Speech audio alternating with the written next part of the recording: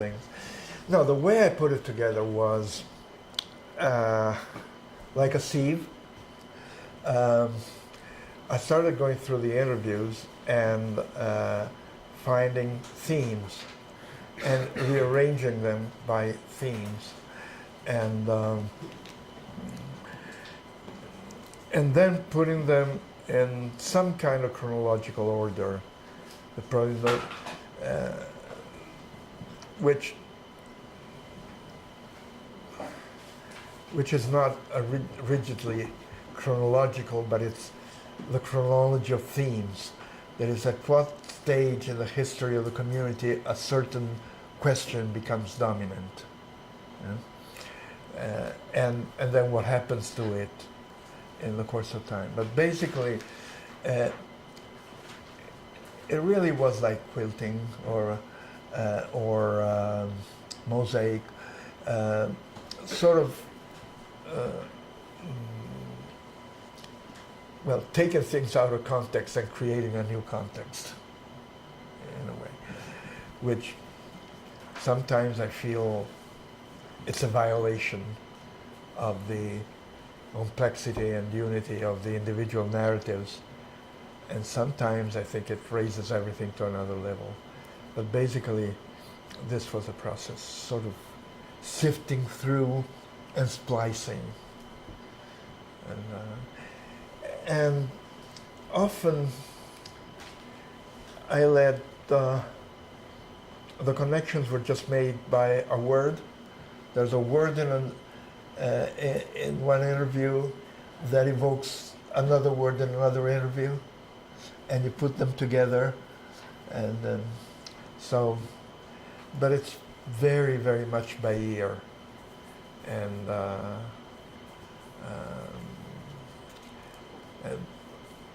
often I go back to these interviews and I say, I've left out the best parts. And then I read the book and I say, no, I didn't. But it's montage, which is not necessarily the best or the only way you can do it.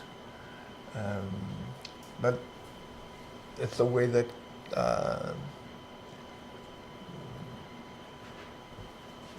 seemed natural for me, especially because I come to it from literature, not from history, so that the aesthetics, the wording, the narrative forms are at least as important as the referential value. But it was all very, very, how do you say, I don't know,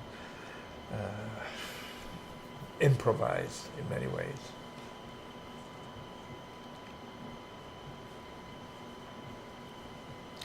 And then I also let some voices take me through. In the case of Harlan County, it's our dear friend Annie Napier.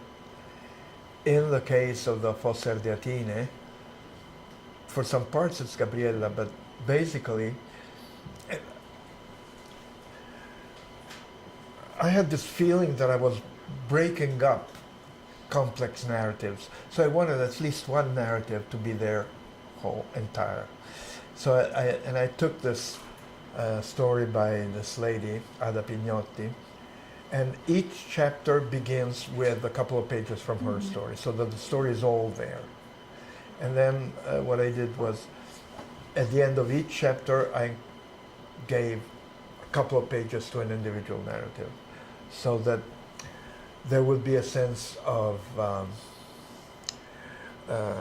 more extended narrative. And then I still felt that I had manipulated this stuff so much, because you do manipulate. Not only you transcribe, you edit. I only had one rule, that I would not put one word in people's mouths that they didn't say, but other than that, I did what every filmmaker does, cut and splice. And So I felt, I was violating all this. And so I said, I had the opportunity in a reprint of the book of including a CD. And I said, great, so that people can hear what the stories are really like. And I gave a rough outline of what I wanted in the CD to 3 young volunteers that were working in an archive. And they came up with another manipulation in montage, because the way you cut and splice for hearing is different than the way you cut and splice for reading. Mm-hmm. So in the end, the same passage of the same interviews at least exists in at least 4 formats: the original tape, the original transcript, which is not the same as the tape, the way it appears in the book, and the way it appears in the CD. And they're all, hopefully, truthful in the sense that they're bona fide efforts to convey what we see as the meaning of what the person was doing, and also the aesthetic value of the way the person was conveying it. If we were doing video, we would have a whole other montage again, because what we're doing is with turning. It's much more complicated than translation. It's transmediation, from turning an oral performance into a text. And you need ways of reminding your reader that this was not a monologic text. This was a dialogic performance. So you had to somewhere remind the reader that you were there when these things were told, that they were told in a certain way, that the person was looking for the right words, and making false starts, broken down sentences, because this was a performance, not the reading of an established text. So all of this goes into really it's craft. It's not science.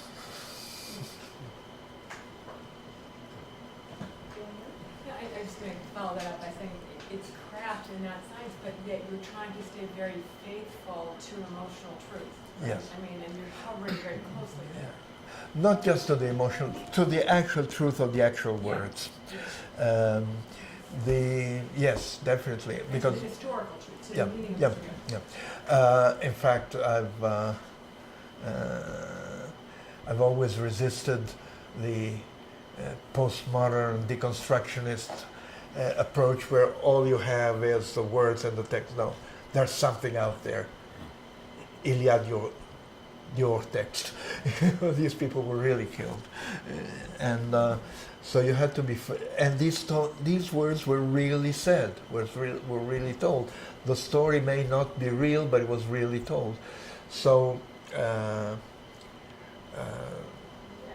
And the only thing you can rely on is, your skills and your good faith, but each quote is worked in a different way.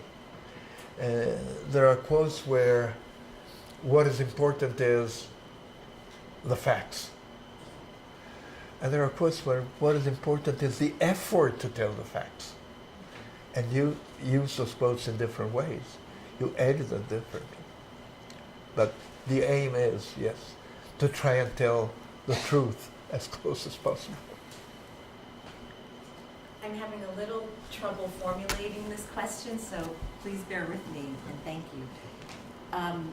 When you are taking the oral histories down of all these people, what are your feelings about trying to include what are considered to be historical facts in the same space where memory is history, and that's really, from what I've read of your work, that is really the main thrust. But yet there's the hairdresser who says, well, he should have spoken to me. So what space do you make in your research and in your final product to somehow show that the massacre took place 24 hours after the original attack and things like that? Well,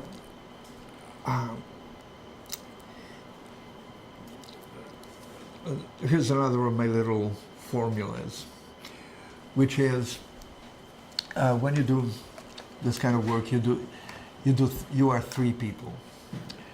You are a historian that tries to reconstruct the past as closely as possible, which also means you do not only use oral histories, you also go to the archives. You also read all the regular work of the historian. In fact, I'm very critical of historians who only use archival sources and do not use oral histories. You use them all. Then you're an anthropologist, and the question is not so much what happened as what's on these people's minds. And then you're the oral historian, that is a person that navigates the no man's land between the historian and the anthropologist and tries to connect them and say, how come these facts generated these memories? Because see, if you don't have the facts, you don't understand the memory. Like, you may have read the Luigi Trastulli story, which is from where everything started for me. The story where this young man was killed by the police in 1949, and everybody says, remembers that he was killed in 53. Now, if we did not know that he had been killed in 49, the fact that he was killed in 50, that they talk about 53 would mean nothing. The meaning is exactly in the space between the fact and the memory. Also, if everybody had remembered the story correctly, who cares? We already know that. So you need to have both. You need to know that the massacre took place 22 hours afterwards, so that you can deal with the fact, so that you can try to figure out the meaning of the fact that people talk about a week later, 3 days later, which to me is the duration of the Passion of Christ, or 6 months later. You had to, or like the stories that you hear in the Jewish community in Rome, where the Jews were rounded up, and the usual narrative is they were taken to the trains and to Auschwitz. No, they were taken to a military barracks near the Vatican, kept there for 2 nights, and then to the trains. Now, those 2 nights are the rub. And you ask people in the Jewish community, like Esther's brother, and says, oh, they were there a week. One Auschwitz survivor says, oh yeah, he was there. Says, we spent 2 weeks in that place. They spent 2 nights. So how come? And in that case, number one, those 2 nights must have seemed very long. Number two, they had to give the Pope time to come out of the Vatican, cross the street, which is across the street, and knock on that door, so that they can say that he didn't. See? Mm-hmm. It's always about showing up. The Vatican, the Pope had 2 weeks' time to show up and save us. He didn't. Well, he could have done it on those 2 nights too. But so again, that's where the meaning is, in the space between the event and the narrative, which means that whenever I find, well, sometimes I get excited when I get a correct narrative. But most of the times, I get excited when the narrative is wrong. It's really interesting to hear you talk, because I've you've really made sense of oral history for me over the last couple of years. But the myth-making sort of narrative sort of comes back to me. I live in Liverpool, and the sort of Hillsborough incident where 96 football fans died, and it was as a result of sort of overcrowding.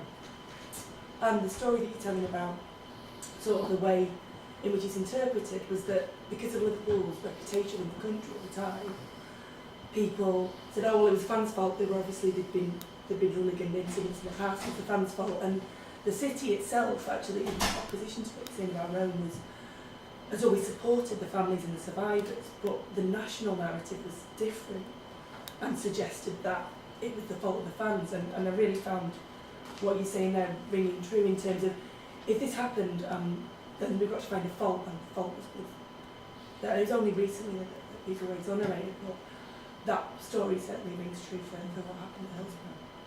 No, but you always have a gap between the national narrative and the personal narratives and the family narratives, because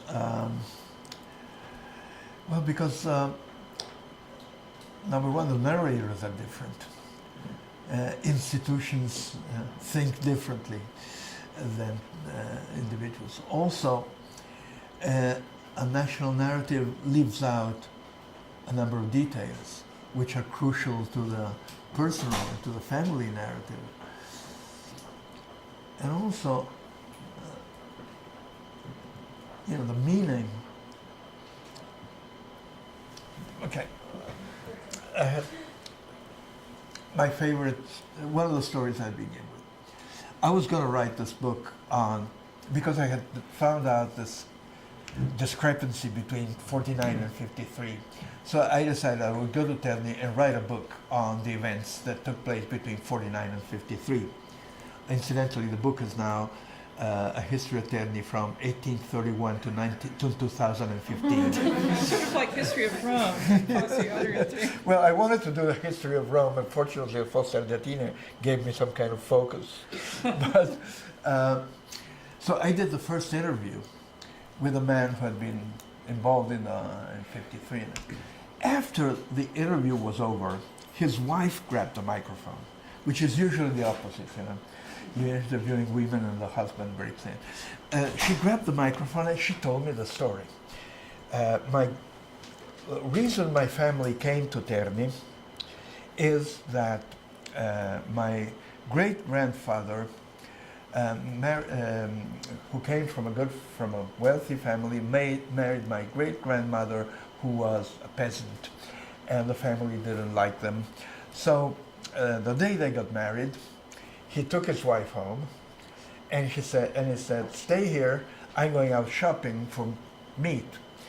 And he locked her in, went out. On the way to the butcher store, there comes Giuseppe Garibaldi, with his, the national hero, with his red shirts, marching south to liberate Sicily. And he joins them, went south, came back 4 years later, and he had liberated Italy. Meanwhile, the wife had somehow got out of the house and survived. So,